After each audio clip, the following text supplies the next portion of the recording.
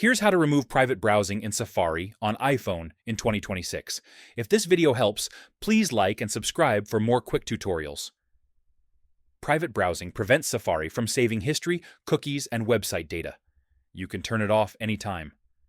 First, open Safari on your iPhone. Tap the tabs icon at the bottom right. Tap Private at the bottom of the screen, then select Tabs or a tab group. Private browsing is now turned off. Go to Settings and Screen Time. Tap Content and Privacy Restrictions. Turn Content and Privacy Restrictions on if it's not already enabled. Tap Content Restrictions, then Web Content. Select Limit Adult Websites. This removes the private browsing option from Safari. If private browsing is missing, screen time restrictions are already enabled. Private tabs don't save history, but your internet provider can still see traffic. And that's it. That's how you remove private browsing in Safari on iPhone.